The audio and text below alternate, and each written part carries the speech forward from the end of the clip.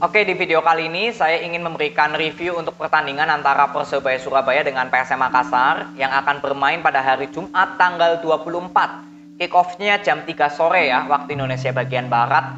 Jadi untuk di Makassar ini bermainnya jam 4 sore.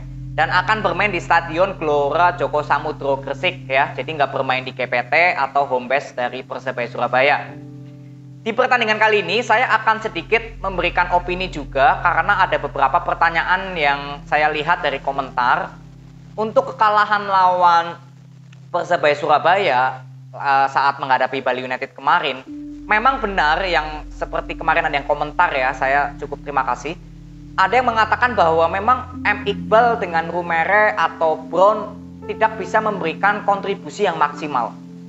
Nah, ini kembali lagi ke pertanyaannya bahwa Persebaya Surabaya tidak memiliki bench yang kuat, tidak memiliki pemain cadangan yang kualitasnya ini sama seperti pemain inti. Ini sebenarnya sudah persoalan yang boleh dibilang menjadi penyakitnya Persebaya Surabaya dari musim lalu. Yang bisa mengalahkan Persebaya atau yang bisa membuat Persebaya Surabaya bermain jelek itu dari kualitas pemainnya sendiri. Bukan dari skema permainannya Persebaya. Makanya saat menghadapi Rans Nusantara ya, waktu itu kalah 3-1 ya kalau nggak salah. Di situ masih banyak mulai perdebatan apakah Coach Aji perlu dipertahankan atau tidak. Saya bilang Coach Aji ini nggak salah. Skema permainan Persebaya Surabaya ini bagus. Sama seperti PSS Sleman. PSS Sleman ini mengalami kekalahan secara beruntun. Tapi saya tetap bilang Coach Seto ini pelatih bagus. Jadi artinya memang skema permainan dari Persebaya Surabaya itu kembali lagi jalan atau tidaknya tergantung dari kualitas pemain yang diturunkan. Kemarin lawan Bali United seperti Brown di sayap kanan, lalu M. Iqbal ya. Ini dua pemain yang memang nggak perform di pertandingan lawan Bali United. Brown yang berapa kali bisa dilewati dengan mudah oleh Private. Makanya babak kedua Koko Ari yang bermain. Ya, lalu untuk stok pemain tengah, mau siapa lagi untuk Persebaya Surabaya yang diturunkan menjadi supportnya Zevalente? Karena kalau menurunkan Nur Hidayat dengan Alwi, kalau yang saya lihat nanti Persebaya Surabaya akan bermain dengan dua pivot atau bermain dengan dua gelandang bertahan. Jadi Zevalente pastinya nggak ada support yang menemani. Makanya saya bilang kemarin lawan Bali United, saya nggak perlu banyak yang bisa saya berikan. Karena menurut saya Persebaya Surabaya ini kalah awalnya karena memang kualitas pemain dulu. Baru setelah gol ketiga dari Private Barga, disitulah baru terlihat mental dari para pemain Persebaya Surabaya ini sudah seperti ngedrop ya. Karena mengejar 3 gol dalam posisi sudah menit mau masuk 70 memang sudah berat lah. Makanya saya lihat juga Coach Aji nggak menurunkan Paulo Victor mungkin karena memang lebih bagus disiapkan aja untuk lawan PSM Makassar ketimbang lawan Bali United. Takutnya malah nanti sudah lagi baru sembuh dari cedera, lalu boleh dibilang persentase untuk Persebaya Surabaya comeback juga sudah kecil lawan Bali United. Jadi lebih bagus menyimpan aja untuk lawan PSM Makassar nanti. Ini yang saya lihat ya menurut analisa saya. Jadi kunci untuk Persebaya Surabaya bukan berarti kalah lawan Bali United kemarin, maka boleh dibilang Persebaya Surabaya ini tidak konsisten. Kalau menurut saya tidak. Persebaya Surabaya tetap konsisten. Dari 10 pertandingan, Persebaya Surabaya mendapatkan 9 pertandingan tanpa terkalahkan. Hanya sekali kalah aja lawan Bali United. Jadi bukan berarti dengan kekalahan lawan Bali United bisa menyimpulkan bahwa Persebaya Surabaya ini inkonsisten. Enggak. Ya, kadang saya juga bilang tim yang kalah walaupun bermain bagus, saya tetap bilang walaupun kalah tapi bermain konsisten. Saya juga pernah bilang itu untuk Persija Jakarta ya. Atau Persi Kediri juga kemarin lawan PSM Makassar saya juga lebih ke situ lah arah ngomongnya. Jadi inilah menurut saya ya untuk Persebaya Surabaya saat menghadapi PSM Makassar besok. Karena kalau kita lihat PSM Makassar sebenarnya juga sama seperti Persebaya. PSM Makassar sempat dikalahkan oleh Persija 4-2. Apakah dengan kekalahan lawan Persija bisa dibilang PSM Makassar inkonsisten? Ya enggak juga. Buktinya PSM Makassar setelah kalah lawan Persija di 5 pertandingan terakhir win streak tanpa terkalahkan, bahkan hasil imbang. Jadi ini yang saya bilang bahwa kita nggak bisa melihat tim ini konsisten atau tidak hanya di satu pertandingan aja atau dengan kekalahan di pertandingan itu aja. Jadi ini yang saya bilang bahwa PSM Makassar dengan Persebaya Surabaya secara skema di atas kertas ini sudah bagus. Tinggal kembali lagi untuk Persebaya Surabaya adalah di kualitas pemainnya. Antara pemain inti dengan bench ini yang memang menurut saya ada ketidakseimbangan kualitasnya. Jadi kalau misalkan ada pemain inti yang cedera, disinilah sebenarnya titik repotnya Persebaya Surabaya untuk mencari penggantinya. Ya, anggap aja Yamamoto cedera gitu misalkan, atau Zevalente cedera gitu. Di sini mungkin akan sedikit kesulitan Persebaya Surabaya mencari pemain cadangan yang sesuai kualitasnya dengan mereka. Kalau pemain depan ya masih is okay lah. Paulo Victor nggak bisa bermain, masih ada Rumere atau Januar Eka, itu masih is okay lah. Pemain depan ini kan fungsinya target man. Sisanya masih bisa membangun serangan dari skema. Tapi kalau pemain tengah, pemain sayap sudah ada yang salah satu pemain intinya Persebaya Surabaya cedera misalkan atau nggak bermain, nah ini skemanya akan nggak berimbang. Ini saat lawan Persebaya, lawan apa ya saya bilang, lawan Borneo kalau nggak salah yang saya bilang pemain sayap kirinya Persebaya Surabaya ini nggak perform ya. Saya lupa namanya, kalau Saiful ya, yang pemain kiri yang diturunkan dari awal oleh Coach Aji. Itu lawan Borneo itu terlihat Persebaya Surabaya nggak seimbang.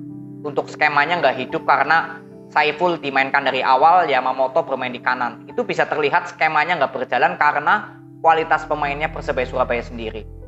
Dan untuk PSM Makassar seperti biasa memang nggak perlu banyak yang saya preview atau yang saya perlu bahas. Tapi yang saya ingin bilang bahwa PSM Makassar tetap harus waspada dengan pertandingan lawan Persebaya. Dan salah satu kekuatan PSM Makassar kalau menurut saya dibandingkan dari Persebaya, PSM Makassar memiliki keseimbangan dalam pemain inti dan cadangan. Jadi kalau kemarin ada yang memang memberikan komentar ya masalah stamina atau masalah fisik, karena PSM Makassar ini harus terbang dari Makassar lalu ke Surabaya, ke Gresik ya besok. Ada yang mengatakan bahwa stamina menjadi faktor utama permainan PSM Makassar lawan Persik Kediri kemarin nggak terlalu terlihat berjalan. Sebenarnya bukan itu ya yang saya lihat, karena pemain PSM Makassar dari pemain inti dan pemain cadangannya ini sudah sama-sama berimbang. Jadi mau siapapun pemain yang cedera, pemain intinya cedera ya, misalkan dari PSM Makassar, lalu digantikan dengan pemain substitutionnya atau pemain cadangannya PSM, ini kalau menurut saya nggak ada masalah. Berapa kali juga Coach Tavares kalau PSM Makassar sudah menang, banyak sekali memainkan pemain-pemain muda. Buktinya tetap jalan skemanya. Karena memang adanya keseimbangan kalau menurut saya dari pemain inti dengan pemain cadangan yang ada di bench. Jadi untuk skema permainan PSM memang nggak banyak berpengaruh. Ya, walaupun memang ada yang bertanya karena masalah fisik.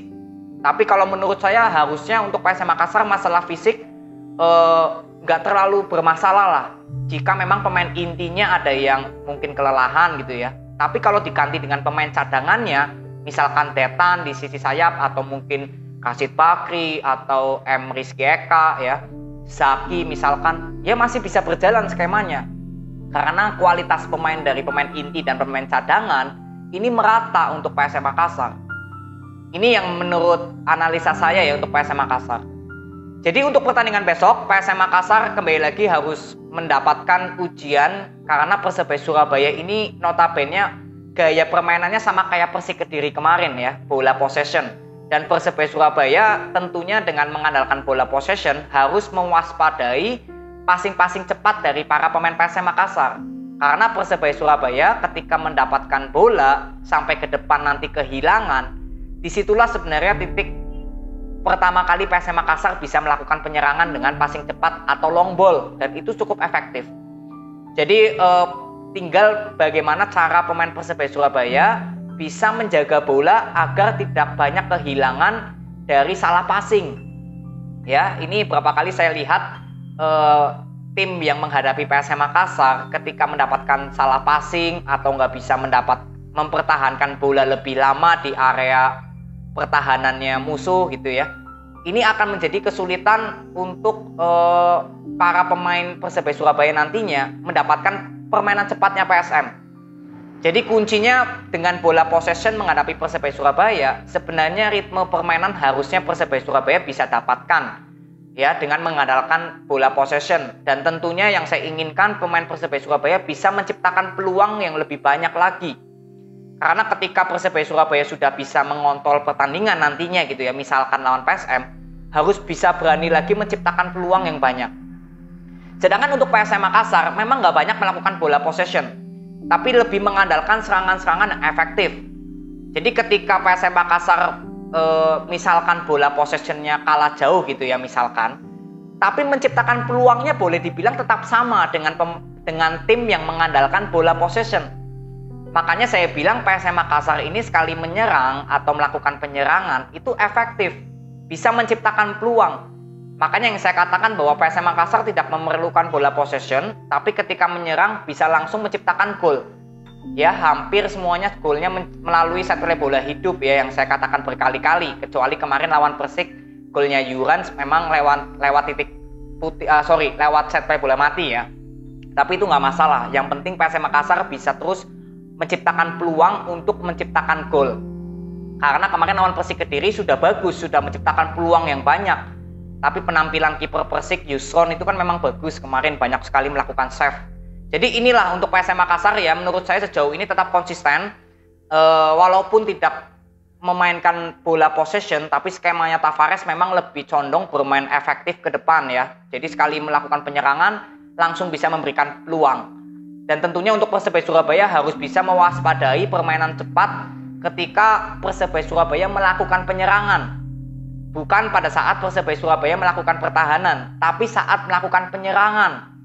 Karena disitulah para pemain PSM Makassar jika berhasil merebut bola ketika Persebaya Surabaya menyerang, nah kekuatan PSM Makassar ya passing-passing cepat dan long ball ini yang menjadi sorotan utama. Jadi kita akan lihat besok ya untuk Persebaya Surabaya dengan mengandalkan bola possession, dengan skema bola possession dari Coach Aji, beberapa peluang yang bisa diciptakan oleh para pemain Persebaya. Ini yang saya akan lihat besok.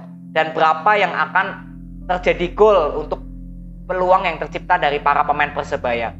Dan untuk PSM Makassar tinggal memanfaatkan peluang lebih banyak lagi untuk menjadi gol, itu aja. Karena kalau PSM Makassar saya lihat sudah konsisten ya dalam pertandingan-pertandingan ini, sudah konsisten selalu mencetak gol. Dan kemasukannya memang kalau saya lihat lebih banyaknya passing-passing tinggi. Jadi PSM Makassar harus mewaspadai bola-bola atas, karena berapa kali PSM Makassar sering kemasukannya dari bola-bola atas yang saya lihat gitu, analisa saya. Ya, jadi ini aja, besok kita ketemu di video review untuk Persebaya Surabaya dengan PSM Makassar. Semoga pertandingan besok bisa memberikan pertandingan yang terbaik untuk kedua tim. PSM Makassar tetap targetnya ke juara PRI Liga 1. Persebaya Surabaya tetap target saya menjadi pesaing di jalur juara untuk PRI Liga 1. Ya, ini aja, terima kasih, sampai ketemu di video berikutnya. See you.